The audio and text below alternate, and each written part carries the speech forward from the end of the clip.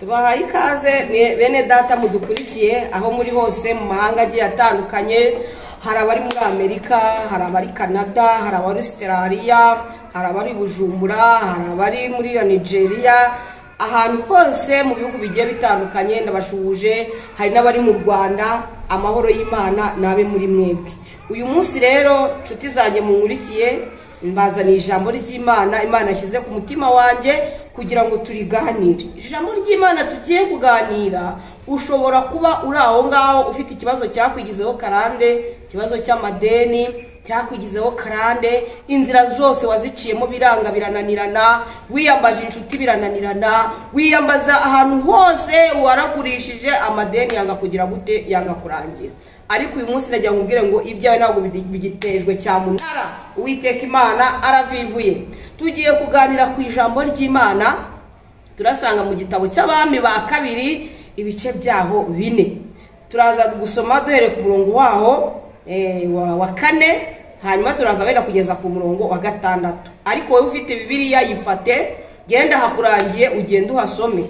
Hari amagambo agira ati Elisa akiza umupfakazi umwenda yararimo. Iyo niyo titire y'ijambo.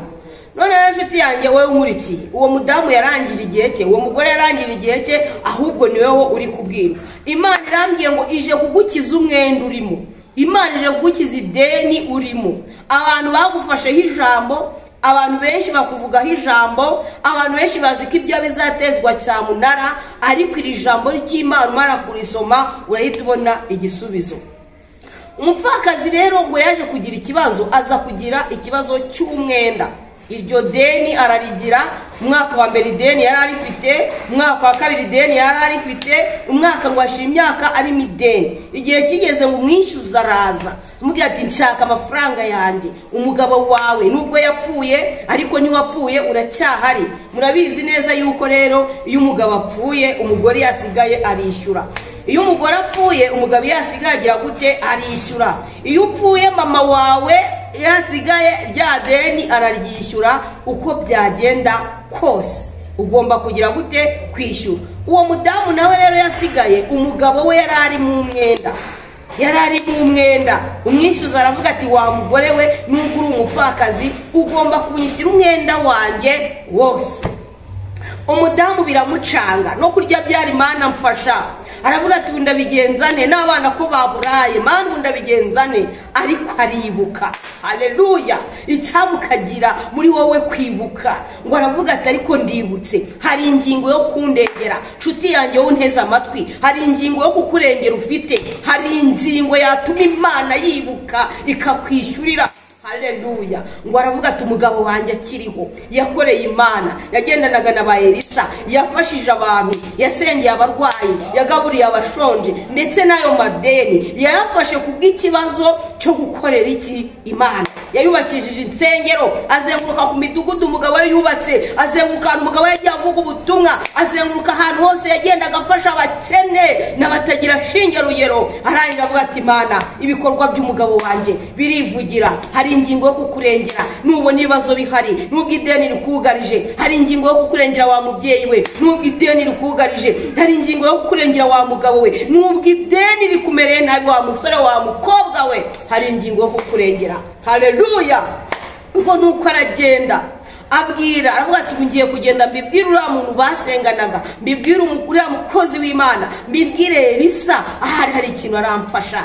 Mwene data nshuti yanjye, reka nkubwire abantu bakoranye umurimo w'Imana, ntukazabone umuntu yarambaraye ngo uvuge ngo ntacyo yamara, ngo ntacyo yakora. Hari isezerano, hari nzayimana. Imana yavuze ngo nzakugirira neza, nzakujya imbere, ahataringaniye nzaharinganyiza, nzamenagura, nzavunagura. Haleluya. Izina ry'Imana nihabwa icyubahiro. Baravuga ati umugabo wanjye yari afite nzayimana. Iyo nzayimana rero nanjye ngomba kuyijyaho kuko ndi muzima. Iyo umuntu akiri muzima amahirwe abagihari. Iyo umuntu akiri muzima gihumeka, umugambi w'Imana ukomeje kuri we. Haleluya. Ngo nuko aragenda abwira umukozi w'Imana, aramubwira ati umva muvandimwe, umugabo wanjye yapfuye kandi mu by'ukuri yakoreye Imana, none umwishyuza araje, aje kunyishyuza, none mbigenze nti. Ngo aramubwira ati umva nkubwire, ufite ikimuhira aramubwira ati nta kintu umuja wawe mfite ngo uretse agaherezo kamwe, aka kamwe sigaje kurya rimwe gusa njye n'abana banjye nituzongere kurya amavuta ukundi kandi kwari ko kuri. Vugisha ukuri, reka kwihishahisha. Munyarwanda yacu umugani aravuga ngo ushaka gukira indwara arayirata. Nimba urwaye ibisebe vuga ngo ndwaye ibisebe, nimba urwaye ibinyoro vuga ngo urwaye ibinyoro, nimba waburaye vuga ngo waburaye, kugira ngo umuntu abone uko agira gute agufasha. Warangije avuga ati njyewe nta kintu mfite uretse iki agaherezo kamwe, reka kwihagararaho. Birarangiye abantu kandi sinayo birarangiye y'Imana. Aravuga ati reka mbikubwire ukomeze. Asuka amaganya imbere y'umukozi w'Imana ngo arangije avuga ati wa mudamu shingiye ukuntu bimeze, ihute nonaha ugende ugimuhira utire ibintu mu baturanyi bawe kandi ntutire bikeya. Haleluya. Ngo aragenda ajya mu baturanyi yinjiramo neza atira ibintu kandi ngo ntiyatiye bikeya. Izina ry'Imana nirishimwe. Haleluya. Aragenda atira ibintu ntiyatira bike.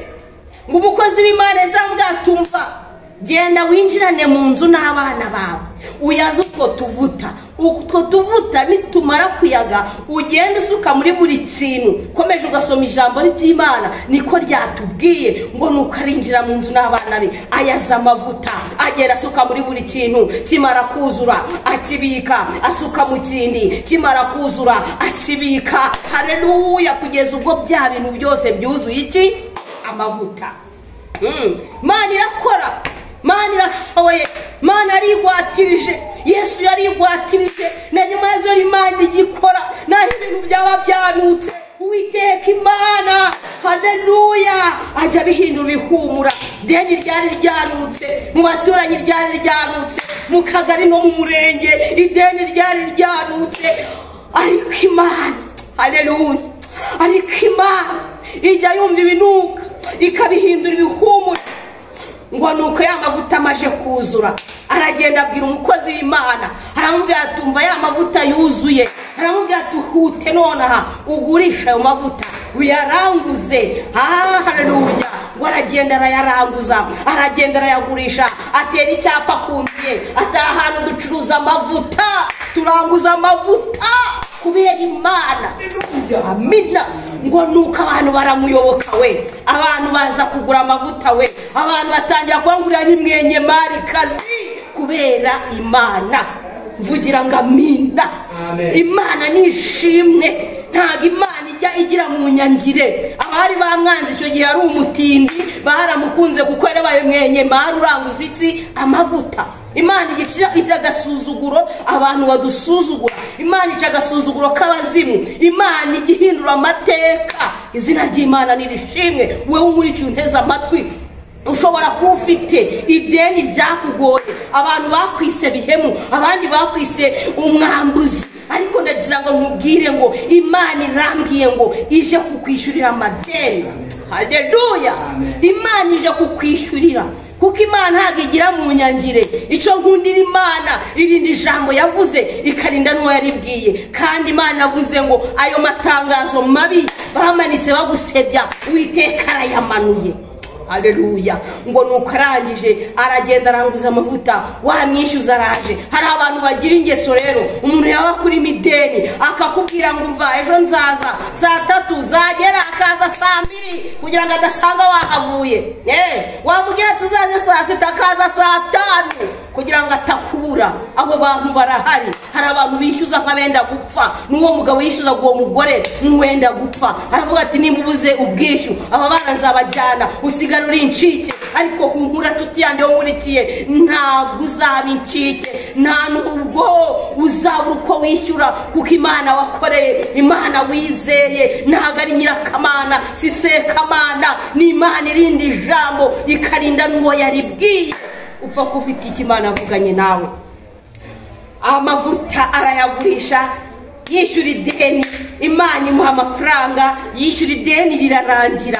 Ideni rimaje kurangira, umukozi w'Imana amubwira ngo genda, amavuta asigaye agutungane n'abana bawe. Uwo mudamu kuba umupfakazi w'umukene yabaye umuntu ufite amafaranga. Iyo ufite amafaranga abazimu barahunga, iyo ufite amafaranga abadayimoni bariruka, iyo ufite amafaranga urakundwa. Umuntu umwe yavuze ngo nta kuri kutagira ifaranga nshuti yanjye. Imana ije kuguha ukuri mu bantu, kandi abanzi gukubita ifaranga, abanzi gukubita amahera. Abarundi baravuga ngo ni amahera, Imana gukubita amahera. Haleluya.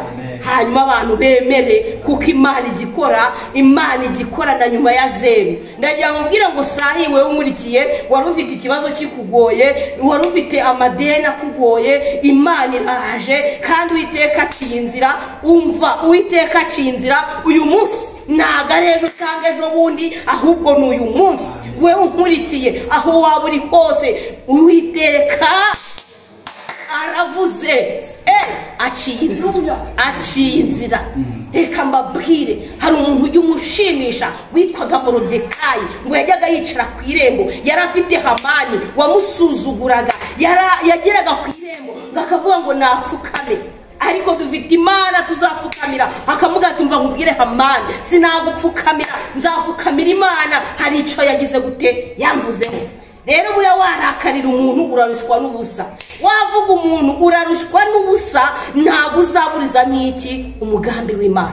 Ninde wamenye umugambi Imana ifite ku muntu? Umuntu ushaka kubona uyu munsi akennye, ejo ukamubona yakize. Umuntu ushaka kubona uyu munsi ari kurira, ejo ukamubona yasetse. Dufite Imana ititiranya amazina. Kandi reka nkubwire, wowe unkurikiye ufite agahinda, ufite amarira, urarara urira bugacya uri kurira, wabuze icyerekezo cy'ubuzima, ndagira nkubwire Imana uhereye umunsi iguheye icyerekezo cy'ubuzima. Amadeni yawe Imana irabishyuye, ararangiye. Nk'uko ari amadeni uriya mupfakazi yarangiye, abana be bakarya amavuta, abana be bakambara neza. Haleluya. Izina ry'Imana rishimwe. Ushobora rero ko wari unkurikiye, wari uri kure cyane, ariko aka kanya garura umutima hafi, twinginga Imana, erekana iryo deni ryawe. Ese ni miliyoni, ni miliyoni 2, ni 200,000, ni 300,000, biterwa n'ideni urimo. Burya niyo cyaba ari igiceri cy'ijana ni ideni. Hari umuntu ubura n'igiceri cy'ijana, ndagira ngo mbabwize ukuri, umuntu akubura n'igiceri cya 50, wajya no gusaba umunyu mu baturanyi bakawukwima. Iyo Imana yakinze nta wakingura. Ariko uyu munsi nkuzana ijambo rivuga ngo Imana ikinguye amarembo yawe. Ngo Uwiteka yabwiye ngo Kuro, aravuga ngo Kuro we, amarembo yawe ntago azugarirwa, amarembo yawe nzakuramo ibihindizo by'ibyumba mbicemo kabiri. Uwiteka avuze ngo agukinguriye amarembo uhereye umunsi, ikuyeho ibyari byarugariye. Imana yirukanye abarozi, yirukanye abakonikoni mu rugo rwawe, mu marembo yawe. Imana yirukanye abakonikoni, Imana yirukanye shitani. Uko niko Imana ivuze. Wewe ba mu mwanya Imana ishaka, ube mu mwanya Imana ivugiramo, kandi uko isezerano Imana yasezeranye nawe. Tugiye gusenga Imana. Nizere ko amaje guhereza icyifuzo cyawe Imana. Uri data wa twese, uri Imana ishobora byose, uri Imana ivuga bikaba. Aka kanya nsengeye abari bankurikiranye ahangaha kuri iyi channel, Uwiteka witwa Dawidi, ndakwinginze kugira ngo Mana ubasubirize ibyifuzo, bishurira imyenda nk'uko bivuze, kandi nyaguhora ku ngoma. Reka ibyari bibasamiye ubibumba iminwa. Aka kanya nirukana imbaraga z'abadayimoni mu izina rya Yesu. Urakoze Uwiteka.